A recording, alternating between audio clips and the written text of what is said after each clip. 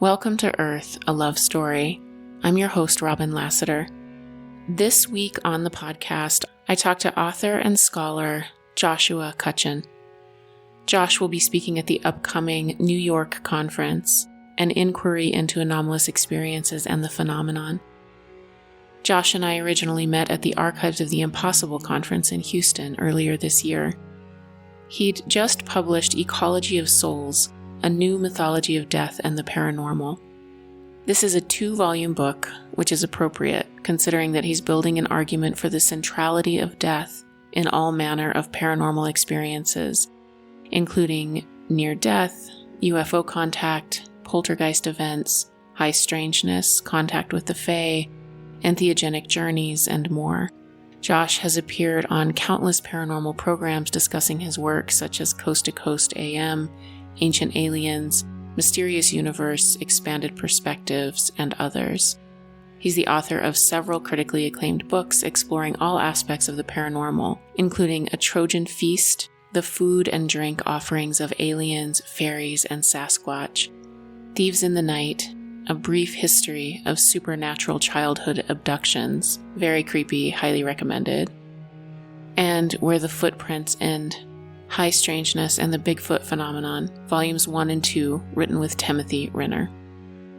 Ecology of Souls is the deepest of dives, and displays on the opening page a quote by Whitley Strieber's wife, Anne, who said, "This has something to do with what we call death." I hope you enjoy this conversation with Joshua Cutchin.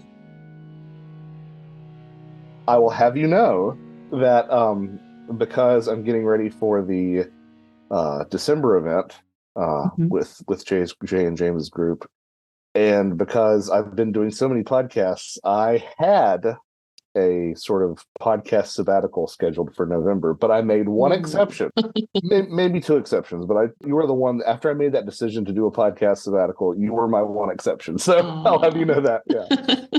I'm honored. Thank you. I love it. I appreciate it. How's the launch of your book going? I'm sorry I haven't had a chance to read it yet. But oh no, yeah, it's I'm sure that you can relate to a lot of this.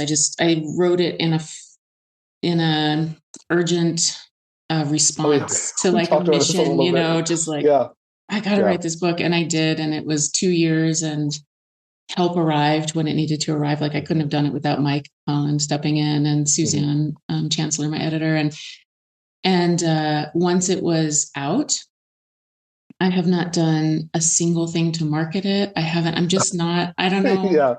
It's like, okay, it's in the world. It's out living its best life. At some point, I'll maybe do some marketing around it, but it feels really good to be on the other side of the constant, it's like it was always at the top of my to-do list. And so every day was, You're thinking about ways to improve it, and you're thinking about ways to tweak it. And then, and now it's out of your hands. Like it is its own thing at this point. I've run into a bit of that, less so with my other works, but, I did just come out with this something in the water, I guess, where Mike and I released a novel within months of each other. But, I had sort of a similar experience with that novel. It was like everything just sort of came to me. I'm not going to say it was a download or anything, but it had that sense of urgency to it.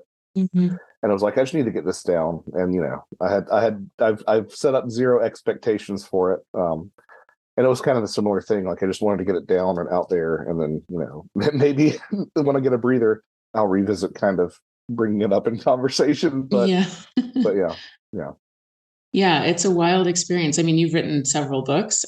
This is my first, and the experience of writing a book is bizarre and the hardest thing. And as I was writing it, I was like, man, we got to take all these ideas and then put every word and every letter in order from the very beginning of the book to the very end of the book. Like it's this feat to bring it together.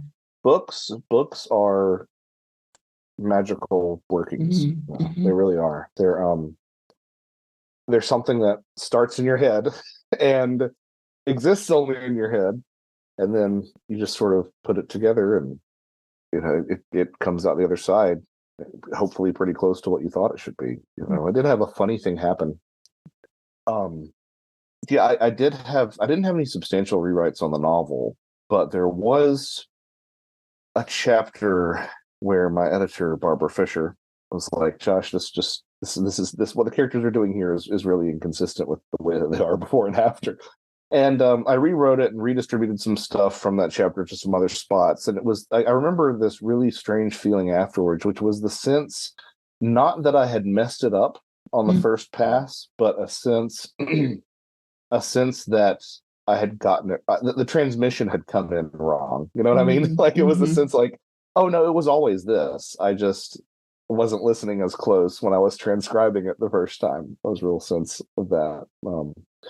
So yeah, it was, I will say that, I got that feeling, I did get that feeling of like magic, for lack of a better term, when writing the fiction, more than I have, with all my, my other stuff. It's probably because I'm just so, regimented about how I approach that other stuff. But yeah, but it's just so rewarding to, it's so rewarding to have done it. And it's that old saying of, I hate writing, but I love having written, It really is that. Like, I don't know anybody who actually enjoys the task of sitting down and writing, but it's all about that feeling of accomplishment. So I don't have that sense of future investment, like going to the gym or anything like some people do. I can't pay it forward like that, but I can when it comes to books for whatever reason. So. Yeah.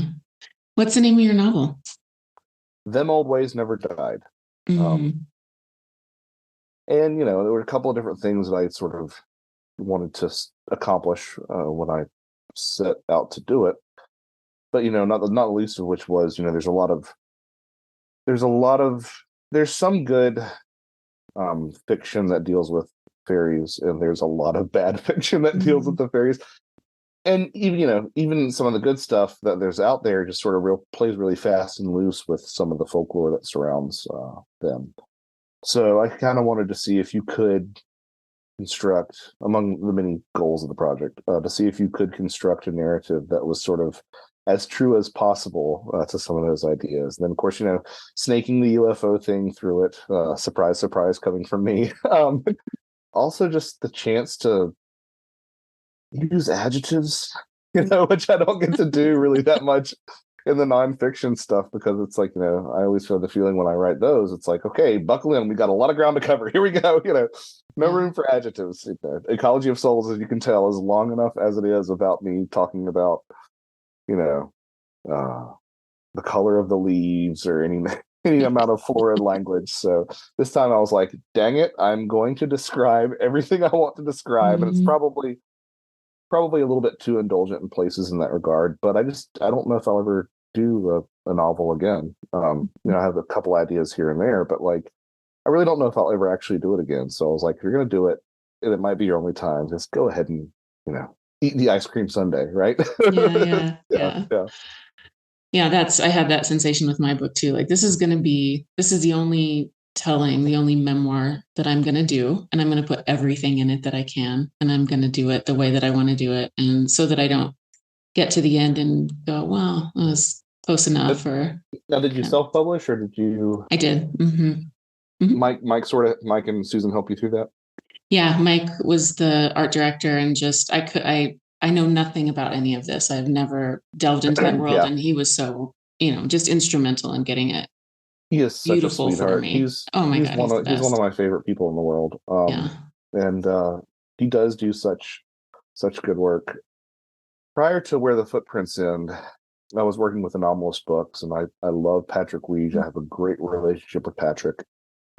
But Tim Renner wanted to self-publish Where the Footprints End, and we did that.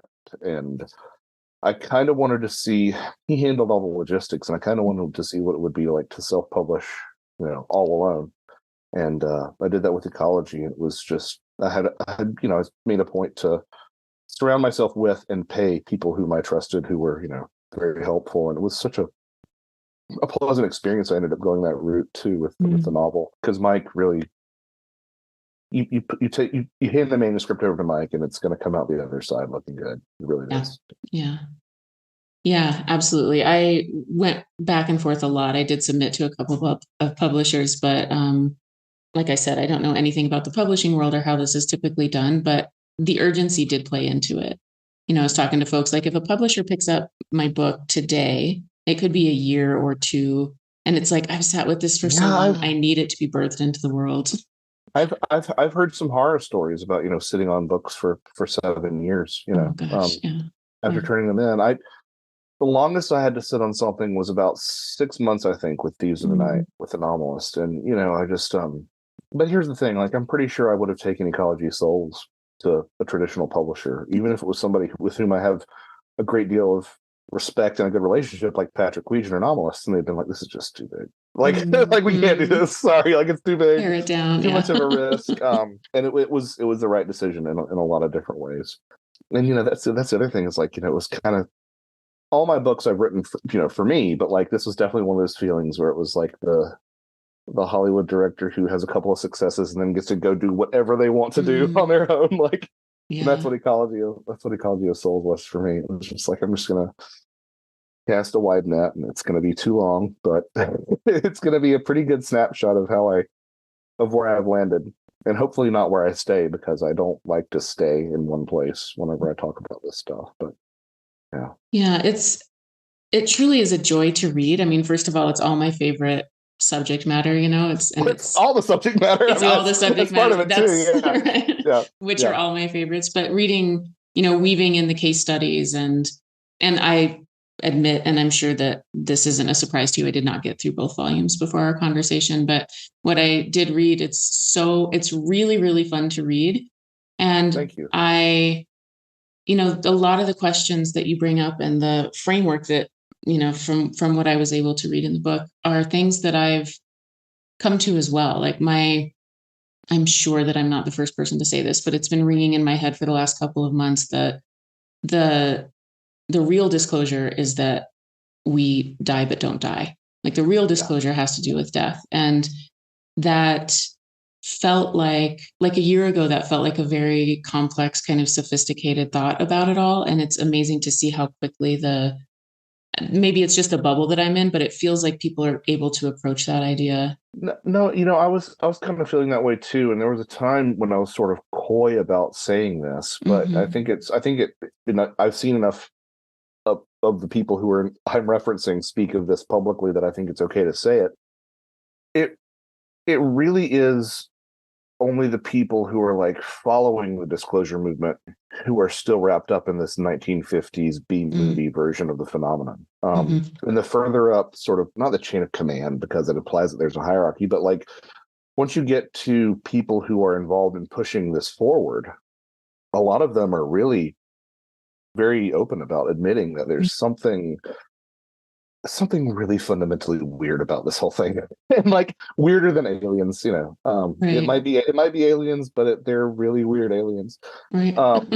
And I've seen a lot of people opening up about that, and sort of engaging with the possibility that this does have something to do with reality and with ourselves. But hand in hand with that comes this sort of, I guess it's cynicism on my part. I don't really want to think of it as such, but I suppose it is.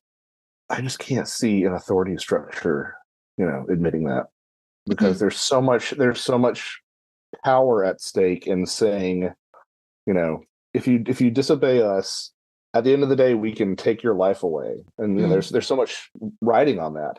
And if in reality, having your life taken from you isn't the giant catastrophe that we all think it is, then like that really is. I don't know what the world looks like after that. I really don't.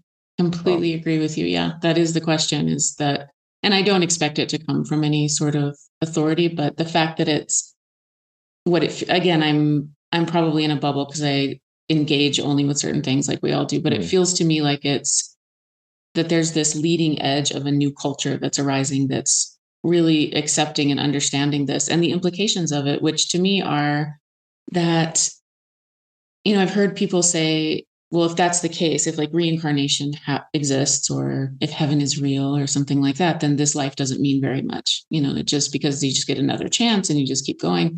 And I get that. But what it does for me is make it feels really important, and it feels really, exciting and boundaryless, what can we do in this life we can really up the stakes if we're not dealing with the fact that we aren't ultimately safe, you know? I mean, that attitude to me is akin to saying that you can take a chapter out of a book and it'll still have a good ending or a good narrative. Like, no, it's all going to be in there. Like, it's so, it might not even be linear, let's face it. Right. But even if a part of you comes back, like, this particular life is still unique. But yeah, I do see what you're getting at about there sort of being a cultural shift. I am a Christian. It hopefully Ecology of Souls doesn't read like it was written by a Christian. Like that. That's the biggest compliment, is when people say, I had no idea until I got to the afterward. Because I really am open and kind of weird about all this stuff. I'm probably a Christian mystic or a Christian animist or something. But a lot of both Christians and atheists are sort of wringing their hands about the resurgence of astronomy and paganism and all this stuff. I'm like, no, this is all a good thing, I think, in general, because it encourages people to engage with the more than human world, and it encourages a system, or rather it encourages a view of this life as having metaphysical consequences. That I think that it's just but I do see, like, there being a lot more people who are involved in this stuff, and I think it's partially pulled along by this resurgence and this interest in the paranormal, which I've historically been critical of the disclosure movement in years past, simply because it's easy to get jaded with this stuff. But I do think, in retrospect, that Times article sort of did give a lot of people permission to talk about these things. And I don't know if, that's kind of frustrating in its own, that an institution like the Times had to give people permission when you've had indigenous people who have talked about this, and, researchers who've talked about this, and like tons of people who have just sort of been ignored. But at the same time, at the end of the day, if it takes the ball down the field, I guess, to use a sports metaphor, then that's probably a good thing.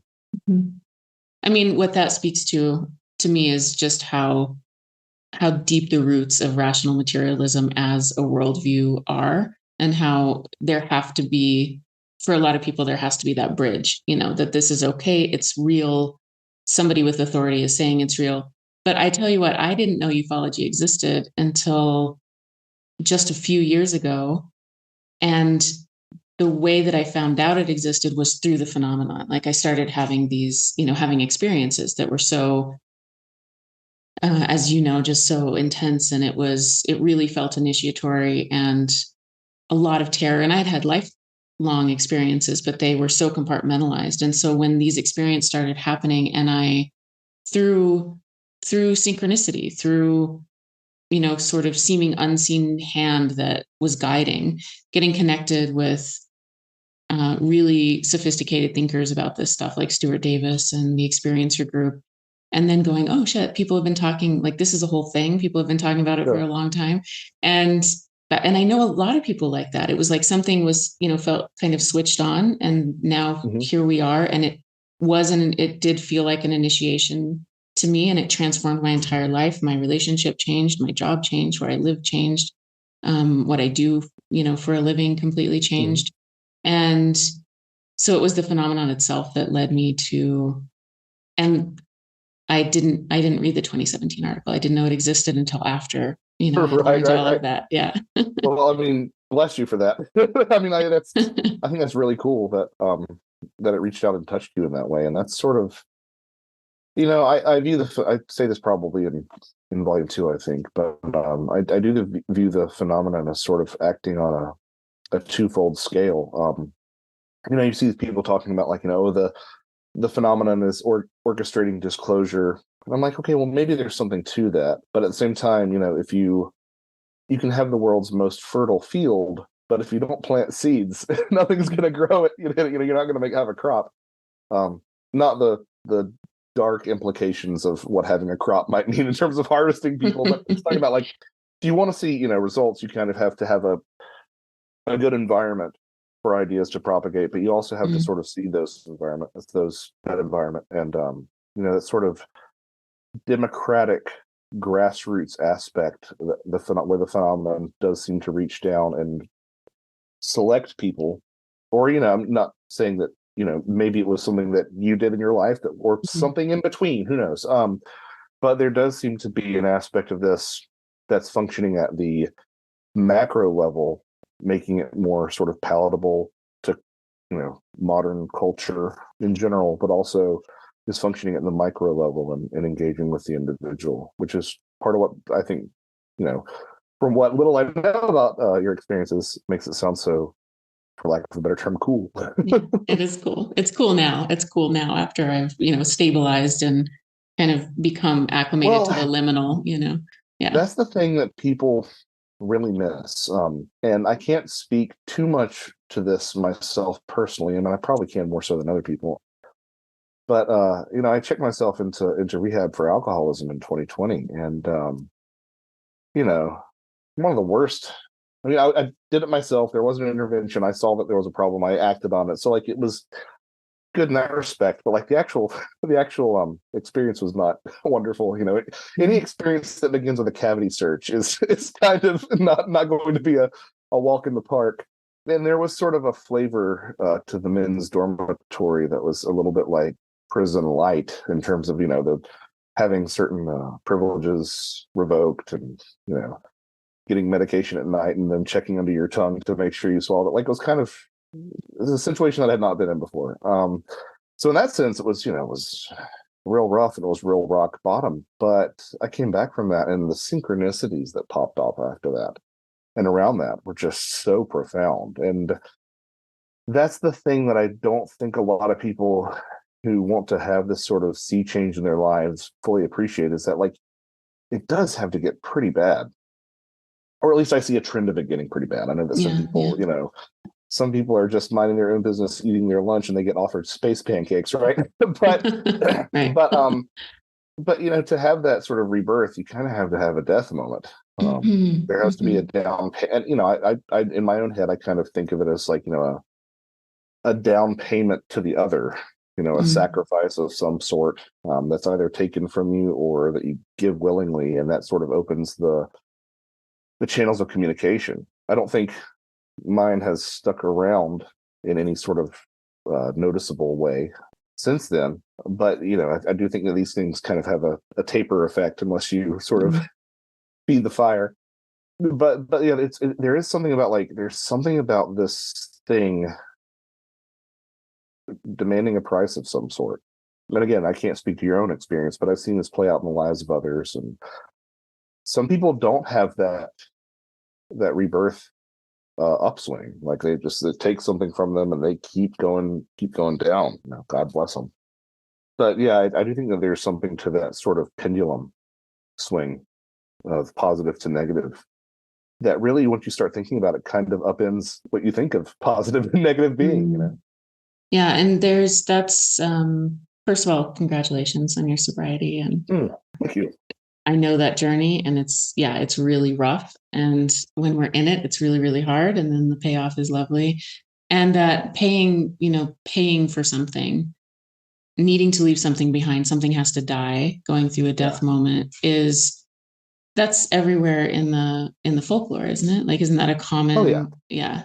One of the myths that I use a lot and refer to a lot is the descent of Inanna, and Inanna going down, meeting Ereshkigal, and being slaughtered and hung on the wall, and then coming back to life. And when she's leaving the underworld, Ereshkigal says, nobody gets out of here without leaving something behind. That's part of the journey. And something needs to die, something needs to be left behind. And so she, the whole other part of the story that I haven't deeply explored, but that I always chuckle at, is that she gives Ereshkigal Demutsi. She gives them her husband. She's like, we'll bring him down, let him go through. There's something going on with that too. But yeah, and that's part of one of those things that made the whole ecology thesis snap into place. And I honestly don't think, even though I've been playing with the idea for probably 5 years or maybe 3 years by the time I wrote it, I don't think I could have done before having that experience, because you do see, if you sort of dial back, you do see how, maybe psychedelics push you to that same place, it's certainly, there's there's a lot of connections between entheogens and death, and they function in a lot of initiations, and there is this idea of coming back changed from the experience. Yeah. And that's sort of the a lot of shamanic initiations in a nutshell are kind of that. You can't quite say that every shamanic initiation is rebirth, but it's certainly a transition, and there are plenty of them that go the route of either physically pushing you towards the brink of death, or being taken to the brink of death because of illness, or like even a symbolic burial and exhumation.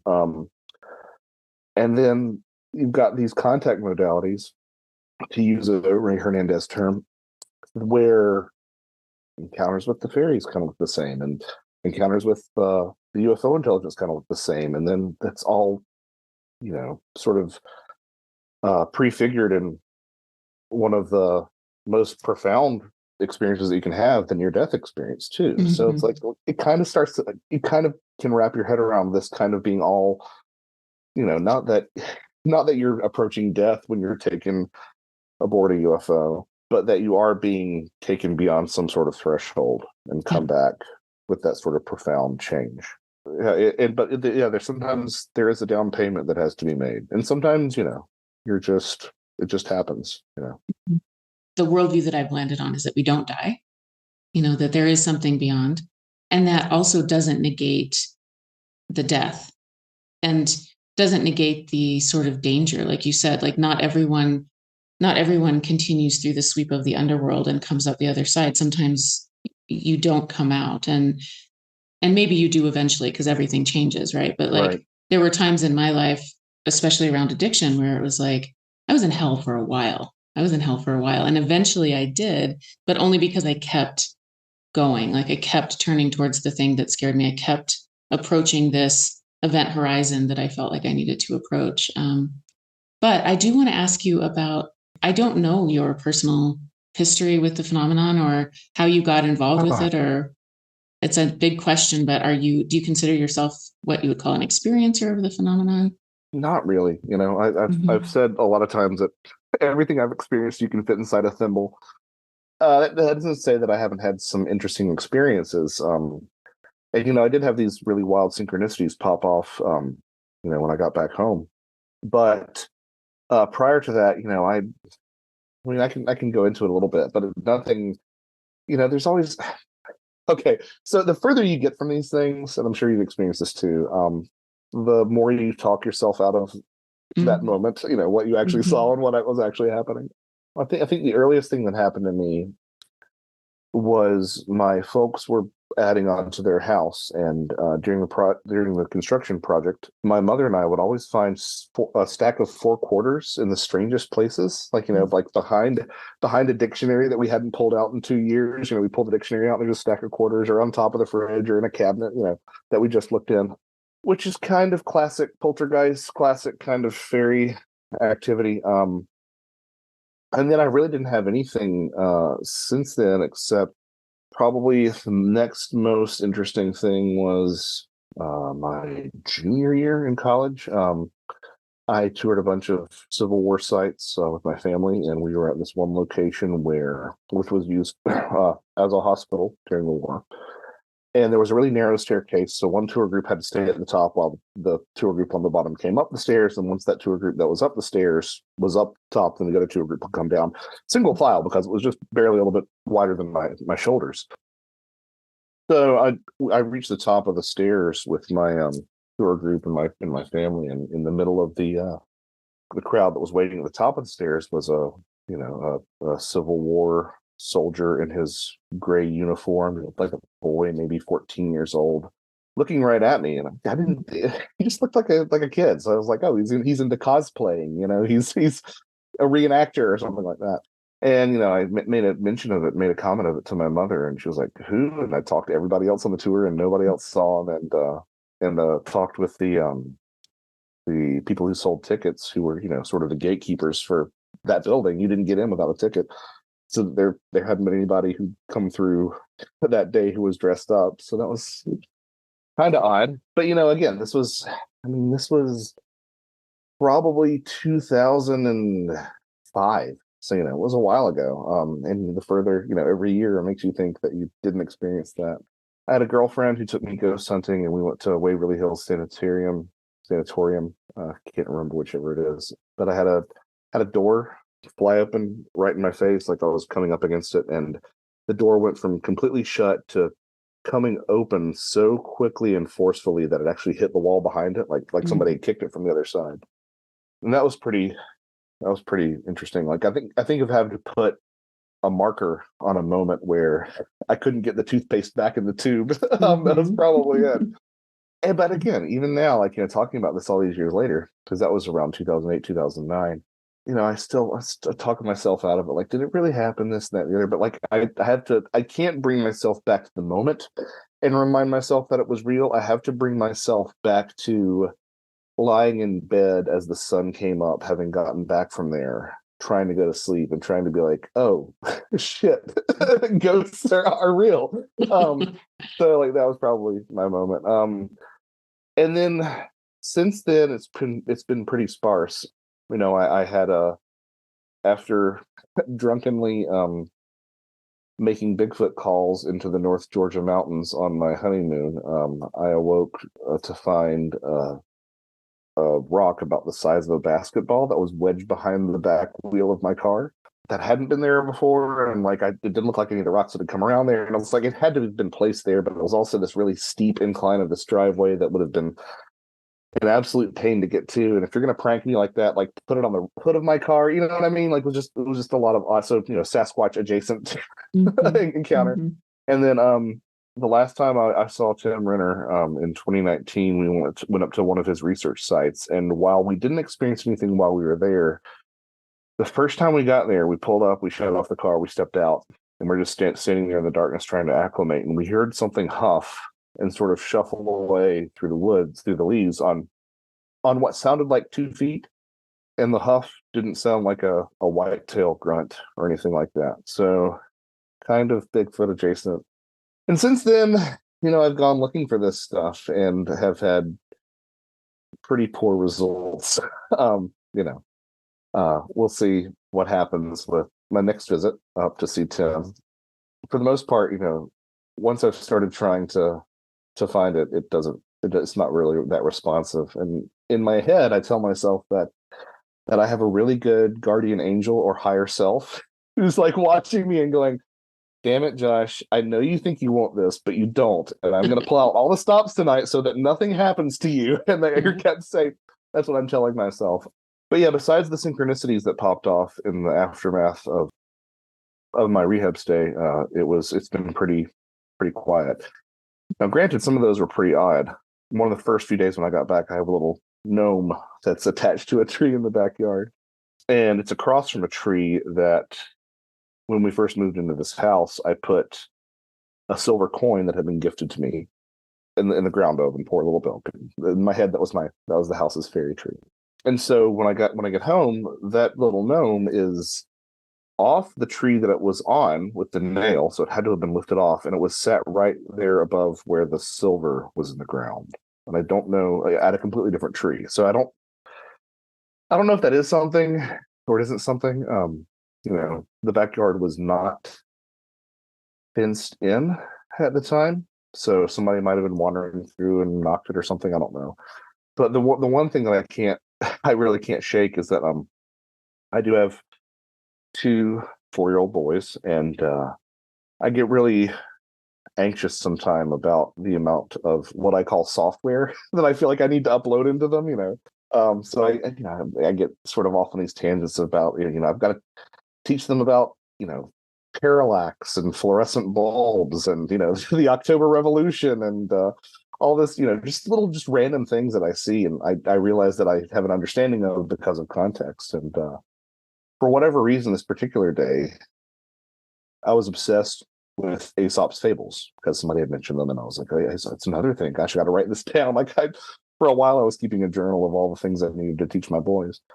And something like Aesop's fables. So how did I learn Aesop's fables? I can't remember how I learned Aesop's fables. Did I learn through cartoons? Was it cultural osmosis? Where did I learn Aesop's fables? Did I have a book of Aesop's fables? Oh my goodness, I've got to teach them Aesop's fables. So I get home, and they're still young enough at the time. They were in a baby stroller, so I put them in the stroller. The entire time I'm pushing them around the neighborhood here, I'm like, okay, I gotta go home and gotta just at least just find a book of Aesop's fables and put it in your Amazon cart. Just do something proactive. Find a website, bookmark a website for Aesop's fables. I'm just thinking about Aesop's fables this entire time, and I get home and I get the boys out of the stroller, and I get a call on my phone, and my mom says, "Hey, we're at the beach. We're at that bookstore that we really love, and I just got something for the boys that I think they'll really enjoy."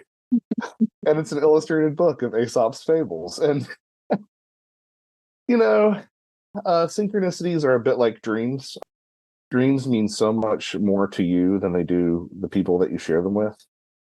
So I realized that with my own synchronicities, that might not sound as confronting and impossible as it does to me, but of all the random things that I could have thought of, because it's not like, even though I knew Aesop's fables, it's not like they were a standard in our household growing up. So the idea that I would latch onto that, and that my mother would call me the moment that I decided to go pick out a copy online, and would have that to tell me, it was really strange, really quite strange. So I've had a couple synchronicities like that, but again, like all these things, you can kind of introduce doubt and some wiggle room, like maybe that wasn't quite as dramatic as I remember it being, or this or that. So that's kind of a brief thumbnail sketch of my experience with the phenomenon. Yeah, and I have to say those, that the synchronicity of Aesop's fables is, like, to me, a very clear, good example of a synchronicity. Like, there are so many that, like, a lot of my synchronicities, I don't even try, because it's too, like you said, it's too personal. It's like a dream. It's like, I really have to tell a long story and a big history to let people know why these things happen. But that's a very clear. It's kind of like the time thing on the clock. People are like, "Oh, look, it's 1, 2, 3, 4. It's a synchronicity." I keep seeing 1, 2, 3, 4, and I'm like, well, I agree that might mean something for you, but that happens twice a day, right? It's like it's gonna happen. But yeah, the Aesop's fables thing was so, really random, which is sort of what lies at the heart of synchronicities, is that they're so specific. Yeah. That they really sort of defy the possibility of random chance. She could have picked out, the collected works of Oz, or any number of things, that might have been something that she decided they needed, but it was Aesop's fables. Pretty wild. So you have these experiences, and don't consider yourself an experiencer, and yet have written this collection of books that really center around all of these things. Like, how does that happen? Well, I'm a nerd. That helps. No, I mean, I just sort of, I grew up in a household where discussion of these topics wasn't discouraged. And I grew up as I'm fond of saying, I grew up as a monster kid, creature features and Ray Harryhausen and the work of Stan Winston. Like, if it had a creature in it, I was all about it. So cryptozoology was really my gateway, with all this. And I was really into Bigfoot. I owned a couple of Bigfoot books as a child. I'd check out books on ghosts and whatnot from the library. But, for the longest time, it was just like Bigfoot, because, I can put that into the box of being an undiscovered primate, and it could exist. Yeah. So it really was just that sort of interest that I had. And for whatever reason, I seem to have a really good retention for a lot of this stuff. And I don't know why. Like, I can't tell you half the things that my children have said that I wish I could remember, that are so sweet and memorable, but I can remember the details of some obscure case or something like that. So for some reason, I just have an affinity for it, I guess. My personal interest really sort of kicked off when I was working at the University of Georgia, and I had about an hour commute to get from home to work, and then an hour commute back. And this was 2012. So, paranormal podcasts were really starting to pick up. And I attribute that, really listening to paranormal podcasts, for really reintroducing the UFO topic to me, because even from the beginning, I was hyper skeptical of the extraterrestrial hypothesis because of all the things that you hear, that offer pushback to the extraterrestrial hypothesis. How can they breathe here? Why do they look so much like us? are we really to believe that there are 10,000 types of craft coming down piloted by 30 different species? Those sort of things that you'll often hear skeptics coming my way, I was buying into. But when I started hearing people talk about altered states of consciousness and, introducing that as a possibility, or at least playing a role in this, I was like, oh, well, then they can be anything and everything that they need to be, But that, to be quite frank, I was shown Close Encounters of the Third Kind way too young as a kid, and I was terrified of alien abduction. Like up until my mid-20s, like way too old for someone in my head, way too old for someone to be terrified of that sort of thing, especially someone who didn't think it was, real in that sense. But once I heard the possibility of consciousness being involved, then I'm like, oh, well, if this happens to me, I've got a foot in the door. Like there's some sort of sovereignty there. You're not just completely physically helpless. Like you have some sort of, in a perfect world, you have some sort of control over the situation, or at least you have some aspect of yourself that can't be violated. I feel odd saying this to someone who's an experiencer because your experiences might not tally with that, but I think you take my meaning. It's not, pretty cut and dry if they're little scientists and they've paralyzed you. Like there's something else that, really sort of reinforces that metaphysical sovereignty that I found reassuring. So I was listening to paranormal podcasts and really getting into all that and really opening up to the possibility of the UFO phenomenon as being something genuine. And then I got a book. I purchased a book with a Amazon gift card from my sister-in-law, and I got J. Robert Alley's Raincoast Sasquatch, and that book makes a mention of some of the indigenous tribes in Alaska who say, according to their tribal lore, that one of their Bigfoot analogs, the Bequas, would try to give you dried salmon to eat, but it was actually tree bark that was cloaked to look like salmon, and that if you ate the food from the Bequas, you'd be trapped with the Bequas forever. And I was like, that's really, really, really similar to the fairy folklore of Western Europe. And because for some reason that fairy food taboo had always stuck in my head. I can't tell you why, but that was always something that I remembered. I guess I kept it in the back of my mind in case I ever encountered a leprechaun or something to keep myself safe. And I was like, wow, somebody should write a book on that. And I just sort of sat around and was like, I guess it's me. And honestly, the reaction to it was beyond my wildest hopes. That's when my relationship with Patrick Weiss started, and I was reading books by Patrick, some of his lake monster books and whatnot, in middle school. So I it was like, oh well, I really enjoy this, and some people seem to want to hear what I have to say about this, and it was kind of all uphill or downhill from there, depending on how you want to put it. But I guess in terms of, even though I haven't had as many of these experiences, I really haven't had anything that I'd file under UFO experiences at all. I did sort of Goldilocks my way to the conclusion that there's something going on. There's just too much evidence and too much. At this point, I've talked to too many experiencers who are very credible, genuine, honest, like all the accolades you want to give them. People who say that these things have happened to them, they just don't know what to do with it. And beyond that, like I just always, one of the reasons that I sort of have really dug into this comparative folklore approach is because I just find it so compelling when you have somebody from, KC, Iowa, who has an experience that has a lot of different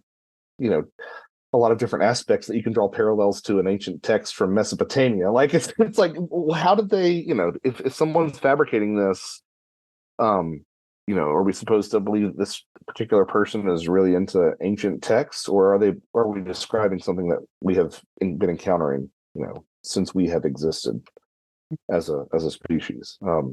So that's why that's part of the reason that I've always found the connections between all these different contact modalities that I talk about in Ecology of Souls so fascinating, is because you have people in the UFO world who are talking about things that they're not supposed to talk about, that you can pick up from the cryptozoology world or from the near-death experience world. And they have no knowledge of this, but you're seeing these same things repeat, like specific sounds or specific environments, or just things like that. It's just like, wow, that's really, really compelling in terms of it being spot on. So you sort of wind up with, in my mind, you wind up with one of three, or a combination of three different possibilities, which are, some of these stories, given how old and similar they are, imply that we had a lot of cultural exchange prior to when we should have had cultural exchange, right? You have the old mini world trading ideas and myth themes long before there was supposedly any contact between the two. Or something like a collective unconsciousness really does exist, this software that we all come preloaded with. And that's still, to me, like, people act like that's not something miraculous, and I think that would be a miraculous thing to discover. And indeed, it fits my definition of supernatural. But or people are encountering these things and objectively describing them as they've encountered them, across time and space. It doesn't matter. The reason that they're so similar is because there's something at the other end of the line. And any of those three things I just find fascinating, and I think that's kind of, not for any individual case, because individual cases can be hoaxed and they're liars and they're frauds, whatever. But for the gestalt of these experiences, I think that does leave you in a position that there is something objectively real to this, even if we don't necessarily have the language or the tools to explore it in an impartial way. Yeah, thank you for all of that, because it helps me to understand your cosmology around it. And it's really interesting because when I started to explore these things and started to try to find framework and context for my own experiences, and I didn't know Jacques Vallée, I didn't know any of his comparison with fairy folklore and abduction experiences or alien contact experiences. And actually, this book that I don't know if anybody reads, but there's a book called Fire in the Head, and it's a book on Celtic shamanism. And the first like 30 pages, any experiencer who's explored this could have written. And suddenly I was like, okay, this feels initiatory. It feels like, it's describing, in this book, it's describing a shamanic journey and what happens to the person that goes through that. And so many similarities. And so where I've landed in it is, for me, it's been an absolute developmental driver to be able to stay in the liminal. Like, I went from either or to both and. I went from black and white to paradox. The landscape that I held became larger, and there's a bunch of stuff that doesn't exactly fit into all of it. It seems like there's always these outlier things. Like, I've had experiences where it feels like a very flesh and blood world experience, which I think that what I'm leaning towards at this point is just that it actually just redefines what reality is altogether. And those three options that you brought forward of what it could be, in my worldview, fit together just fine. Like, they all fit together in a way that makes, like, yes to the collective unconscious. I've had so many experiences that feel to me like they're part of my psyche. They come from a place in my psyche, but there are these big archetypal forces or entities that show up. I've had experiences that feel not exactly in my psyche, that feel sort of transpersonal, like there is an actual other being or deity that's interacting with me. And I've had experiences that, what happened is that my life sort of became a story. Like, I didn't, my life and reality became more story-like then. But it includes, like, reality. It includes the 3D world where I have sensation, where I'm in my body, where these things are seemingly happening in the same consensus reality that we all share. So it bridges all of those. And it's like a hard island to get to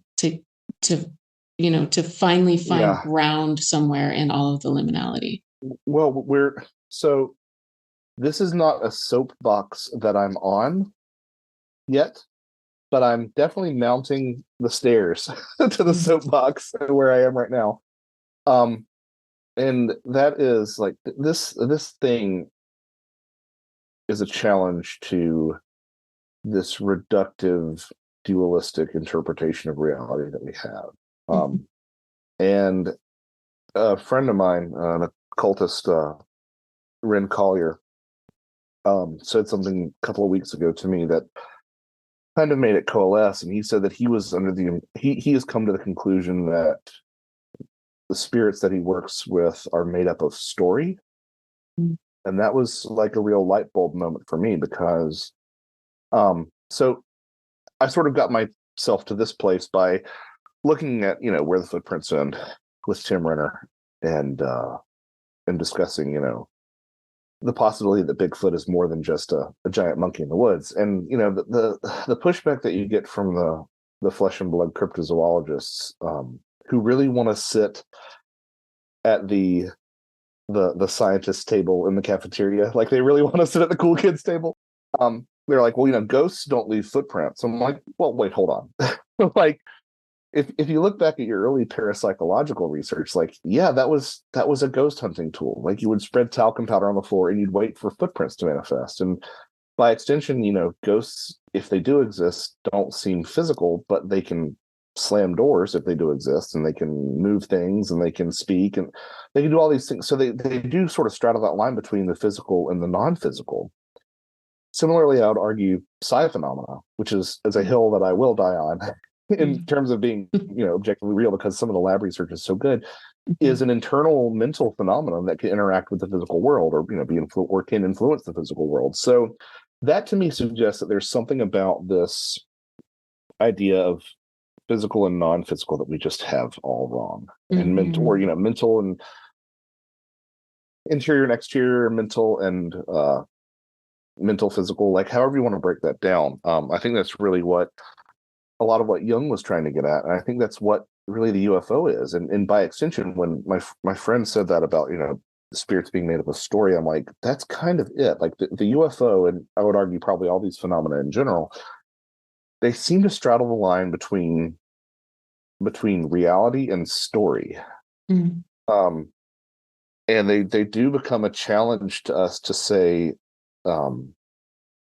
it seems like it's not as clear a line that you can cut between the two, because I think that whatever it is communicates through story and can will story into being, as strange as that sounds.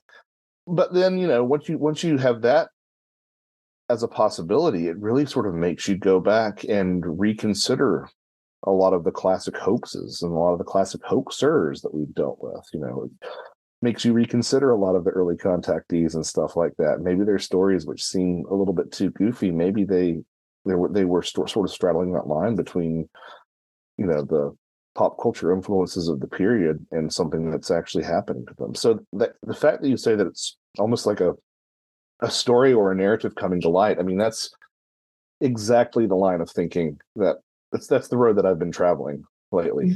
And I think that if once you apprehend that, and you see that there is something that is engaging in a dialogue with us, we're giving it something as much as it's giving us something. I think that opens up a lot of different directions that you can look in for answers that would otherwise be restricted by measuring burn marks in the ground and scars on the arms of experiencers and stuff like that. Yeah. That all feels deeply true to me. And there's this other voice that's rising up in me that is the aspect of self that was really, really traumatized by the experiences that I had. And so that's the other, the way that I've made sense of this and landed on it is that my perception and worldview and container to hold reality and hold paradox and all of these things necessarily includes the body, necessarily includes that by saying this doesn't make reality not real. It's still real. It's still it's still my physical body. I feel like there's still for me this, and I think it's a holdover from rational materialistic worldview, that there still feels this split. Like if I call it a story, I'm discounting my bodily experience of it. And I think I'm saying this like for myself and other experiencers who experience trauma around this. That's not what I'm saying. It's both. Right. It doesn't mean that it was in my mind. It doesn't mean that it was imagination. It doesn't mean anything like that. It means that reality, including the body, including the nervous system, including like this thing that gets overwhelmed and goes through these trials, it includes that. It's not like a separate thing that feels like it belongs to the realm of dreams. Like it does happen here in the physical for me. Does that make sense? Right. No, it completely does. And I think that, I honestly don't know if I could put it better, but I might attempt my own like sort of angle on it. Like maybe we're dealing with something that isn't a binary of reality versus unreality, or psychic versus physical, however you want to break this down. Maybe it is a spectrum. And there's, that sort of space in between is sort of wishy-washy. But I think of like, if you watch an old black and white film, you might be led to think that the only colors. I remember as a kid, I was like, Mom, did they have colors back then? Like, were there any sort of colors? Like was everything just black and white? Like, no, son, like everything was just like it is now, but that was just the technology that they were using. And similarly, like, if you take a look at a black and white film, and you sort of compare it to the on-set photos, like you will see the color black and you will see the color white, but you'll see a lot of other different colors too. It's just that this one view of capturing it made everything into black and white. But the trauma aspect I find really compelling, and I think that's the one thing that really actually kind of disturbed me about the way that society has generally treated experiencers. And that's the inescapable fact that the trauma associated with these experiences is real, always has been real, always will be real. And if you make fun of someone or you deride them for these experiences who has experienced trauma from these experiences, you're doing one of several things. Like, okay, yeah, you might be calling out a liar, you might be, but you also might be calling out someone who has had an actual supernatural, paranormal, ufological, cryptozoological experience and has experienced trauma from it. Or you're dealing with someone who is mistaken and has trauma from it, or you're dealing with someone who has mental illness and has trauma from it. And in all those cases, the trauma is real. So, in my current sort of worldview, I would rather humor a hoaxer and look like a fool myself than to disparage someone who has actual trauma from an experience. And that isn't to say that we can't have our own opinions. That isn't to say that I have to go back and write about everything I hear as true. That's not saying any of that. But when it comes to actually respecting the person as you speak to them and as you deal with them and as you respect them, quite frankly, that's sort of the stance that I take, is that, whatever, if there is trauma associated with the experience, like that is a real thing, regardless of what happened. And, in some ways that's kind of an example of what we're talking about, like this thing, regardless of whether or not it is real. And I'm not saying that your experiences aren't. I'm sure that I'm super sympathetic to the idea that a lot of these things are real. So I don't want to take my wrong meaning from this, but regardless of whether or not the event was real, the trauma is. So that's, again, this thing that seems sort of ill-defined, manifesting something that is actual and tangible and measurable. Like it is that sort of flip between the physical and the non-physical and the physical that we're talking about. That these things that might at their core, their fundamental level, be ideas, can still have changes on our shared reality. I guess is kind of what I'm trying to say. Yeah, that's an interesting, what it makes me think of is the idea that I don't know enough about actually to even go down this road, but that reality is mental, that the mind, that there's a big projection of reality that comes from the mind, and that all of it's that, and all of it's real. Yeah. Yeah. It's interesting. I'm so curious because it's pushing my my brain to think about the edges of this question that we're asking. So I'm curious as to if you think that there are physical beings on other planets, or that visit, or that do you stay in the lane of it being similar to fairy lore, or or shamanic initiation, or do you think we're like that this planet is the only one with life in the universe, or do you think they're related at all?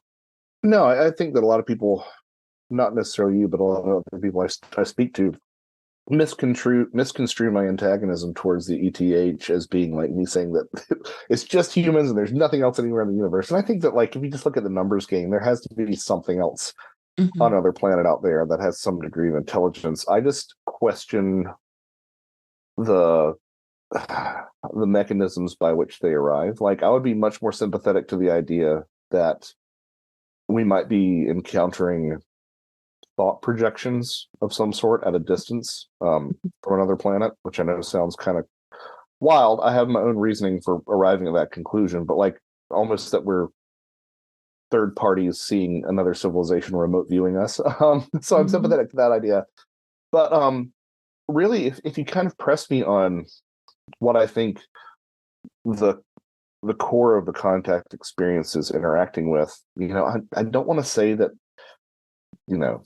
the fairies were actually aliens, and I don't want to say that the aliens are actually fairies. Like, I'm comfortable with just saying it's this other thing, and I don't think that we've ever had a good label for it, and we're going to still try to label it because that's what we do, and that's the only way that we can make sense of it. But I will say that I think that they were the same thing, or they are the same thing. That contact is contact is contact, and that they do come from something that, if I really had to put words on it, I'd probably fall back on, nomenclature that you'd find in a grimoire, or nomenclature that you find amongst indigenous populations, and say spirits. But once you say spirits, it gets bogged down in this dualistic Judeo-Christian, like good and evil and all that sort of thing. It's like, that's not what I'm talking about either. Like, that's kind of like the sort of underpinning of the idea of ecology of souls, is that it is sort of an ecosystem of a lot of different intelligences that we would call spirits, but that are interacting with us. And I'm not entirely sure that I think that this thing that we're interacting with will continue to grow. I think that it's been a lot of different things, and it will continue to be a lot of different things. I think it's been demons and angels and spirits and fairies and the dead and spirits of the land and spirits from the air. I think it's been a lot of different things, and I wouldn't doubt it.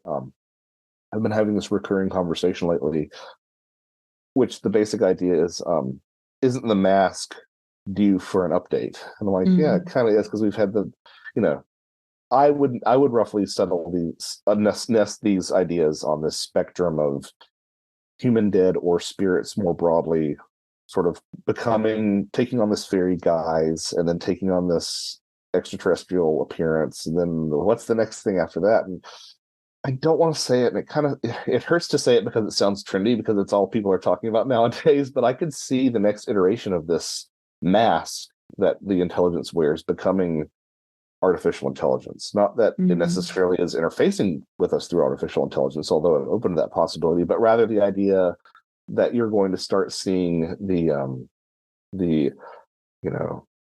alien abduction narrative being co-opted by stories of, the robots came, from their secret underground base, because it's always going to be an underground base, right? Everything's been underground. And and they took me to harvest genetic material for their robot cloning program. I could see something like that becoming the next evolution in this spectrum.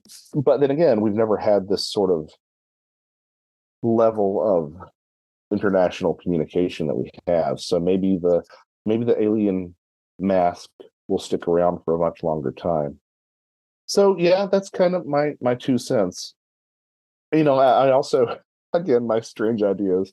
I'm also open to the idea that if a spirit world does exist, it would naturally be disconnected from time and space. So I kind of love the idea, as wild as it sounds, of extraterrestrial ghosts visiting us. Like, I kind of love how wild that idea is. So that's another thing that I've played with too. But I'm kind of comfortable just saying the other, or just being sort of agnostic about what it is. I just, part of me isn't even that antagonistic towards the extraterrestrial hypothesis because I don't think it's realistic. I just wish that there was more discussion of other things, and I wish that people wouldn't treat the topic as settled, because it's not. I mean, there are a lot of reasonable questions that people are asking, and there are a lot of correspondences to things like spirituality and religion and folklore that I think really have to be addressed if it is just little scientists. But you'll talk to some people who will talk to you about propulsion systems, and they come from this galaxy, and they're so specific with it. I'm like, can we really be that specific with what this is? I don't think we can. And it seems to touch on a lot of different aspects of the humanities, really. It's really what it comes down to. But of just human existence in general. Yeah. Thank you for all of that. I don't I'm sorry, I feel like I'm rambling. So no, not at all. I'm really right with you. And it's interesting to me because even as I'm asking these questions, I'm absolutely asking out of pure curiosity. Like I don't have I'm not settled on it either. I mean, I have had experiences. I have had experiences that the toothpaste cannot be put back in the tube for a long time now. And I have never settled on alien, even though that was a lot of the context that it was presented in. I've had a lot of other experiences where that was not the context at all that it was presented in. I had what I call a near-death-like experience that was just a really intense out-of-body experience, but like approaching the gateway and all of these things. And that ended with these 4 kind of light beings coming out of this horizon line at a place on my property and saying, "We're here for you when you're ready." And then those 4 beings visiting me later, feeling like an alien, like definitely feeling like a very alien presence, and wrapped up in a lot of the lore around ufology for sure. But also included white bird visitations and definitely dreams, out of body experiences, altered states of consciousness. Like, it was all in there. And so I'm agnostic about it as well, I think, except for I do have my own little worldview, which basically is that we have this incredibly full cosmology. Like, there's just a lot going on. There's a lot here. I at this point, again, now that I've kind of stabilized in this liminal space, I really love not knowing. I really love being like, I just like death. If death got too safe or too easy, or we could go easily back and forth across that veil to the other side, how is that? Like, where's the mystery is really joyful for me now. Yeah, that's the thing that really concerns me about so much talk of impending revelations, is that, to me, once you explain what the UFO is, it's no longer the UFO. It's just it's kind of a mystery box for everything, and that's kind of why I ended up falling in love with it. But something that this conversation is leading me to wonder here, and maybe I've toyed with this idea in the past, but I think you really helped me think about it and articulate it. What if it isn't any of these things and it's all of these things? Like, what if it is what you need it to be? Like, what if it's meeting you halfway? And again, it not only navigates that borderland between psychic and physical, but it also navigates and real and story, but it also navigates that borderland between objective and subjective. Like, there is no objective or subjective interpretation, because the moment that you think it's supposed to be something, it is that thing, but it's also not that thing for someone else who wants it to be something different. I mean, and that's a confronting idea. Like, that's kind of a terrifying idea, but it's such an interesting idea that it is how you approach it. And it's not that it takes on that appearance, or it seems that way. No, it becomes the thing that you want it to be completely.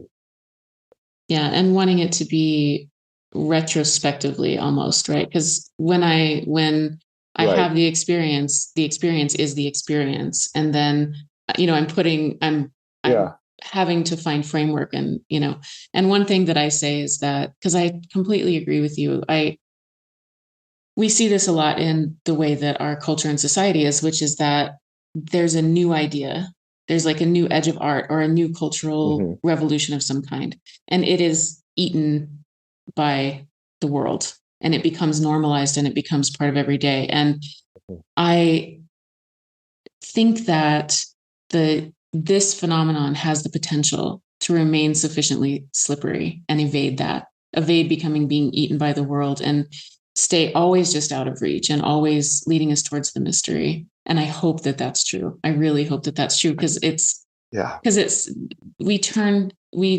we make things dead, and and especially in the rational materials, like that duality, we make things dead really quickly. Well, And I hate it. that's one of my biggest problems with cryptozoology, right? It's got all these trappings of imperialism and colonialism tied up in it, where it wants to bag the thing and tag the thing and stuff it and put it on a shelf. And it's like, that just is kind of icky to me. I'm sorry. But also, like, what you want it to be or what you need it to be, I don't know which it is. And and you're right. It's like I've been comparing it lately to, if you ever tried to like hold a watermelon seed, like if you squeeze it too tight, it just it flies across the room. But also, I do think that there's something. I didn't get to this. I actually called myself out for it in Ecology of Souls, but I didn't get to looking at the role that time plays in all this.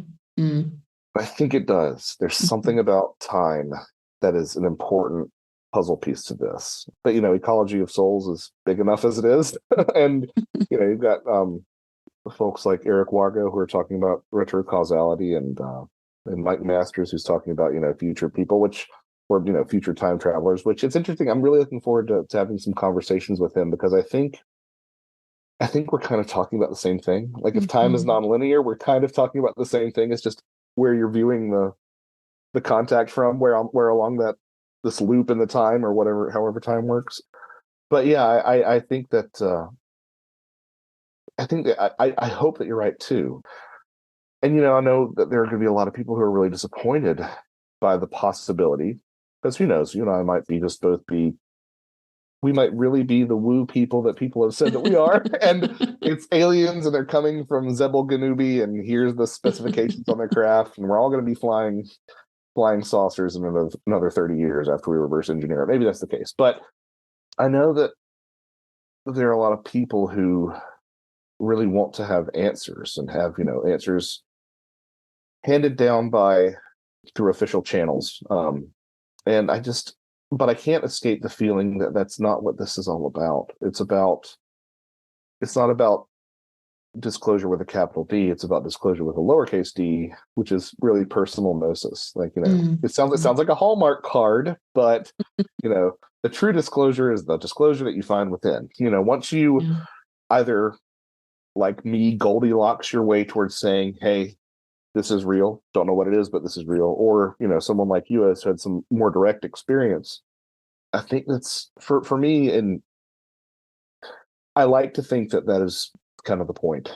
And I like to think that is the disclosure that we all get, and which means that it's not for everybody, right? It's not handed down to us as a fact of consensus reality that we all have to get on board to. It's a personal journey. Like, it's a personal journey bringing you to this conclusion, however you get there. I find myself on an edge that what you just said brings me to as well, which is there's this, that's on one hand deeply satisfying, right? Like, it's deeply satisfying that it's this personal journey. And on the other hand, for me, feels exquisitely lonely, is that, but ultimately I love it. Ultimately, I don't want it to be, like you said, like, I don't want it to be packaged. I don't want it to be bagged and tagged. That's what the whole world is. And I think we're recovering from that. I think that I do feel like there is an awakening happening, basically towards remembering. Because I do, all of these things, like, I don't know if there are, I'm actually I think that I do believe that there are beings that are physical that come from other places. Like I do, that fits in with all these other things that I'm saying. But most of this for me feels exceedingly local. Like this is Earth. And this is what it's like to be a human. This is something that is intrinsic to our species and always has been, and that we've kind of forgotten as we have this very short memory of we can barely remember the last 12 to 15,000 years. And we've been Right. around a lot longer than that. And what is it to be a human? And when these things it doesn't make them less mysterious to me. I think that the mystery was always there. But when it was accepted as real and then engaged with in some sort of dialogue, like you're saying.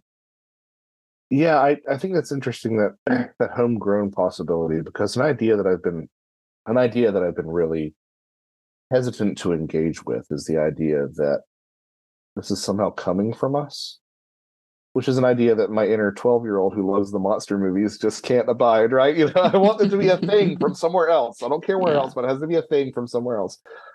But so many of these experiences, and again, I'm not, whenever I say these generalizations, I'm saying it for the edification of the audience, but I'm sure you've experienced this, like they're so personal and they're so tailor-made towards people. Especially this, we're talking about synchronicities, like especially the synchronicities. Like my mom could have called my sister about buying Aesop's fables, and she'd been like, "Okay, well, whatever," But it was for me in that moment. This is why I have a problem with people like trying to invent their own synchronicities or trying to borrow someone else's synchronicities. Like, no, they're for you. Like, just find your own synchronicities. They'll find you. But I do think that there's enough evidence suggesting that perhaps an aspect of this is coming from us, and it perhaps is higher selves or lower selves, or our ancestors, but also I don't think that's I don't think that has to be entirely from here either. So I was listening to a discussion of Ecology of Souls, and the person who was the co-host was saying things like, well, if reincarnation exists, why do we have ghosts? Why would they just disappear and they come back? Or like, that old thing of like, well, 15 people in this reincarnation convention all say that they were Cleopatra, and they can't all be Cleopatra, but like maybe they all have a piece of Cleopatra. Maybe maybe when you see ghosts, they're just the ego that's attached, and the rest of the person goes. Maybe there are multiple parts of ourselves that go someplace and mix with everything from everywhere. They mix with life forms on planets we will never reach or see, and then they come back as amalgamations of this life energy from all over existence. And there's a piece of a zeta reticulum in me, and there's a piece of whoever I was in the past life on zeta reticuli. I'm not even sure that these distinctions, and this is all very speculative, of course, but like I'm not even sure these distinctions about it being us or it being homegrown or it being from somewhere else, I'm not even sure that they are as important as we like to think they are either, because I think it could be a lot of different things. And truth be known, is probably something that we've never thought of. Maybe something that we're incapable of thinking of, But I think that does fall a little bit flat when you're dealing with it in your life, and like what do you do with it and how do you internalize it? It's easy for me, having had so few experiences, to say things like, oh, it's a personal journey, and find your way, and it is whatever you want it to be. Like, it's easy for me to say, and it's a little bit different when someone's actually experiencing it. Among the experiencers whom you have talked to who have found some way to integrate this into their lives as something real happening, has that been a recurring theme, that there's a certain degree of loneliness or frustration about it, or have some sort of made peace with that? I'd be interested. Yeah, I mean, I think that... Or it's probably a mixture, I guess, yeah. Yeah, it is a mixture, but I don't know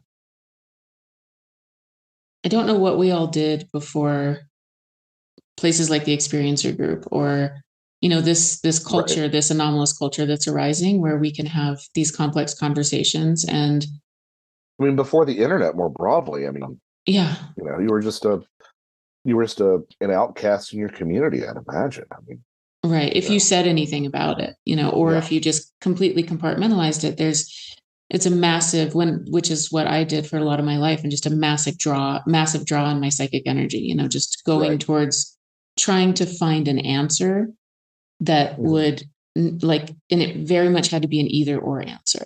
And I used to think Yeah. either I'm crazy or the world is, and what are the odds? Pretty sure it's me, and but now my personal journey is, the loneliness it's a weird thing. I don't even know if it's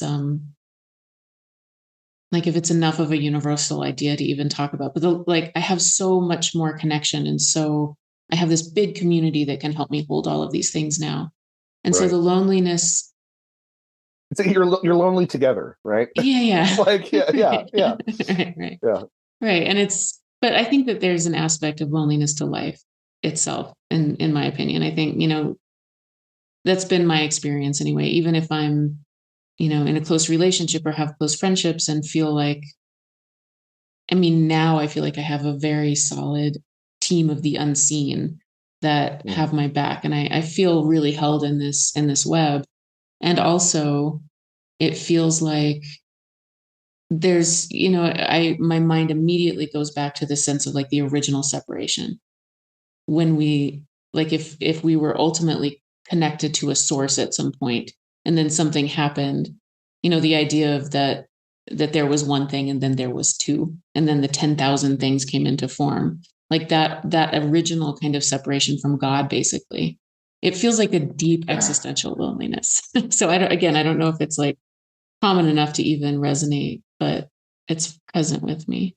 And that, I mean, that's like, so you even bringing that up is part of the reason that I'm so inspired to see, a lot of religious academics taking an interest in this, because you don't have to literally believe in the Garden of Eden story to see that there's some sort of truth in there, right? And I'm not advocating for my own spirituality, because I'm prefigured other places as well, but there's some things have metaphorical truths that we all sort of end up intuiting. And I think that hopefully a lot of the religious academics who are sort of making this more acceptable to talk about, because I think they've done just as much effort as, sort of the disclosure movement has.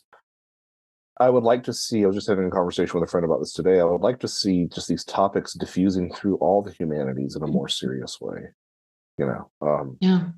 I think that there is a role that science can play in getting to the bottom, or not even to the bottom, getting to a quarter of the way from the Mm-hmm. bottom of these mysteries, right? So I don't want to discount that or downplay it, but I think that it needs this other approach just as much or more, because it is this personal human thing, and it's this thing that is felt, rather than intuited. And it does, for me, fall more into the realm of, recognizing the brilliance of a piece of music or the brilliance of Mm-hmm. great literature. Like, is it objectively, a great symphony? Well, I can't say objectively any symphony is great, but there is this sense and this sort of consensus that we can arrive at, that certain symphonies are great and that Mm-hmm. certain ones aren't. And I think that's kind of the subjective view that I think this whole topic is really sort of begging us to explore in a lot of ways. But that's just my 2 cents. Yeah, Um, no, I agree. I love it. I love that there seem to be people who are taking that seriously. I think through Jeff Kripal's mhm. guidance as well. Let's talk about the humanities. Let's bring these people in as well, not just materials experts and who are looking at the Yeah, nuts and bolts stuff. and Yeah, again, to be very clear, there's a role for absolutely. chemical analysis and metallurgical analysis and measuring those burn marks in the ground, but I do think that the effect that it has on people, and I look at the role that this whole topic has played in my own life as someone who has had very few experiences, but I've still been able to reap some of the benefits of being in proximity to it. And what I mean by that is that it has been a journey of of personal improvement. Oh man, I tell you what, like if you'd come to me 20 years ago and said that I was going to have UFO experiencers who were friends, or like, I feel like that's made me a better person. It's made me a more open person. I realize that we all live in glass houses. I'm much less quick to judge. It's also, I think it's made me more intellectually honest. I mean, the example that I've been using lately is that, I went to a children's museum with my boys and my wife, and I found myself standing in the geology exhibit. Now, geology is all fine and good, and if geology is your thing, like by all means, be interested in geology, right? I really don't care for it, but but I did find myself staring at an exhibit, and I can't really remember what. I just remember this reaction that I had where I was looking at something and I wasn't interested in it, but I was able to connect it to something else, and that to something else, and that to something else, and that to some aspect of the unexplained. And being involved in this has made me read about things that I never thought I'd read about. There's a quote that Dr. Kreipel is very fond of trotting out lately, and I just love it because I think it really speaks to this. It's a quote from the French ufologist Ami Michel, who said that something to the effect of, I'm paraphrasing here, ufology is a curious discipline because you begin with field work and you end up studying texts by Arab mystics. And I'm like, yeah, that's kind of it. Like, I didn't really have an interest in comparative religion until I got into this, or folklore in the way that I did until I got into this. And sometimes I think that for someone like me who is involved but on the periphery, I think that might be at least part of the point, is this sort of personal alchemy that comes with that journey. And I know that's too touchy-feely for a lot of folks, but I really do think that it can have that effect on people. Yeah. I've talked to other people who feel the same way. They're like, I've read books on the mating habits of wallabies, and, I never would have done that, but something led me there. I'm like, I think that's cool. It not only is an item of curiosity, it's a generator of broader curiosity for someone like me. Yeah, absolutely. I mean, my outside opinion, personal projection is that it's a perfect example of the phenomenon working through somebody, like, yeah, it's kind of in the background. It's driving you towards certain developments. It's taking us from the material to the spiritual, and whatever way we get there. Like, I'm always very suspicious isn't exactly the right word, but when somebody tells me like, no, I'm not an experiencer, what the hell does that even mean anyway? I mean, we can say what it's come to mean, but like, I'm not an experiencer, but I've just been researching and studying this for my whole life, and I've made it my career. It's like, there's something weird there. Like, it seems to me there's something going on. Yeah. That has to do with the phenomena. Yeah. Well, and I think that, it's only a select few of us who have these experiences and see them, understand them for what they are. Like, I think that there are a lot of folks who go through their lives and, there's one corner of their house where they always think they see a shadow, and they always look and they're like, oh, it's just that shadow that I randomly see. It's just my eyes playing tricks on me. Like, no, that's a thing. Sometimes it's a shadow, but sometimes it's actually something that's going unrecognized. And yeah, I've really spent a lot of time thinking about it, because I noticed that sort of reaction from you when I was like, no, I'm not an experiencer. You're like, yeah, really? I guess I don't know. I've given a lot of thought to that sort of paralyzing fear that I had towards alien abduction as a younger person. It wasn't just that scenario. It was just the image of the gray alien in general. Because I saw that damn puppet at the end of Close Encounters, and it was just uncanny enough to really freak me out. And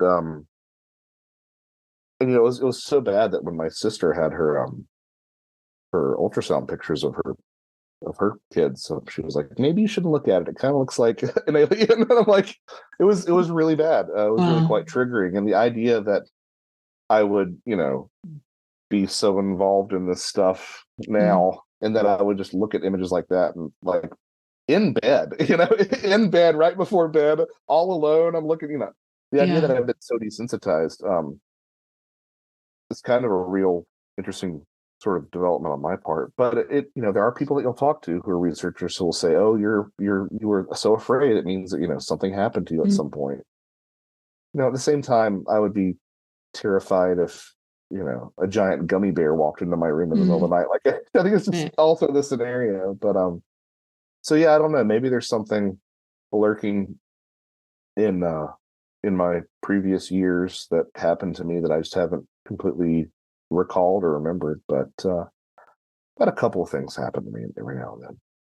I appreciate your ability to really attempt to stay in an observer space with it. I long ago abandoned that, and I'm not a researcher, so I don't have to do any of that, which is lovely. But I appreciate. I mean, it's what makes like this book really enjoyable to read, because it's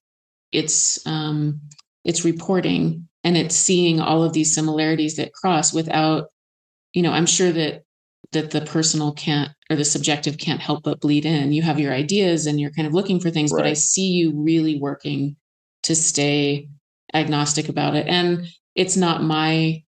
I'm not built that way. It's not my path. The experiences are so close to me, but I appreciate it. And I appreciate how hard it is as well. Thank you. And maybe that's part of the reason that I haven't had as many dramatic experiences as I would like to. Maybe it's because I was supposed to be a little bit more, I wouldn't even say I'm agnostic, because I'm convinced that something's going on. Yeah. Which I don't want that to sound condescending to an experiencer, but as someone from the outside, I have to have the sort of objectivity. But it's not. I'm so open to different interpretations that I want to sort of maintain that sort of objectivity, and that was a big part of me writing Ecology too. It's like, oh, I'm a Christian. Can I write this and sort of stay impartial in that regards too? And hopefully I did. I did an okay job of that. I will say that that's part of the reason that I ended up writing it afterward, because the book doesn't need an afterward. It's long enough, but like writing Ecology of Souls was a real journey for me, and a big part of it, like once you get to the afterward and you see, I sort of like show my cards in terms of like where I am spiritually. I think that there's probably a third book in there that if you go back and read between the lines, you can see that it's me like trying to figure out how to incorporate this stuff into my own spiritual worldview, while also presenting it as unbiased as I could. Yeah, and it's not that I haven't tried more recently going out in search of these things. My threshold is real low for what I want to see. Like last time I did field work, I was last time I did actual field work, I was coming back from a forested site, and the entire time I was like, I just want to see a light. Just give me a light. And so I saw Starlink. So maybe I didn't manifest Starlink, but I remember driving out of the woods at like 3 a.m. and being like, you know what? I'd just be happy seeing a bear. Can I just see a bear? No bear, no anomalous light, no bear. So while part of me kind of wants my cup to be filled a little bit more in that aspect of all this, I really appreciate that outlook that maybe it's not for me because I need to remain objective. And maybe if I saw something that was really convincing, I'd be all on, that one way of interpreting things, when that's not exactly what I'm here to do. So yeah. Thank you for that. I really appreciate it. I'm going to internalize that. Yes. Yeah, absolutely. I mean, then you'll have to, if you did have that big experience, you'd just be over here drinking the Kool-Aid with all of us. And I've been thinking that I've been thinking a lot about, there seems this, my interpretation, there seems to be a collective of us who are like bridge people, like helping to bridge from where we have been to a new place. And so I think that that's important. I know you're taking a little podcast break, but at some point in the next year or something, I would love for you to come back and talk about, if you would be willing to, Christianity, what that means to you, where you land spiritually, how these things integrate. I am so fascinated by that, but I feel like that topic we would talk for another 3 hours just about that. So I would love to. I'm going to get a lot of people being like, yeah, you're not really a Christian, Josh, but whatever. Right. I mean, yeah, everybody's got their sort of own definition, but I'm just trying to find my way. But I would love to. This has been a wonderful conversation. I've enjoyed it so much. Yeah. And I look forward to seeing you in like 3 weeks. It'll be super fun. It's great. Well, that's part of the reason I wanted to do this too. Is like I want to say hi before I say hi. So I figured you'd be up there. Yeah. Wonderful. Special thanks to Morgan Jenks for our musical soundscapes, and thank you to the patrons who support this podcast. Thank you for listening to these conversations and reflecting your own experiences and ideas. If you'd like to work one-on-one with me or find out more information about my book and upcoming offerings, please visit honeyheart.org.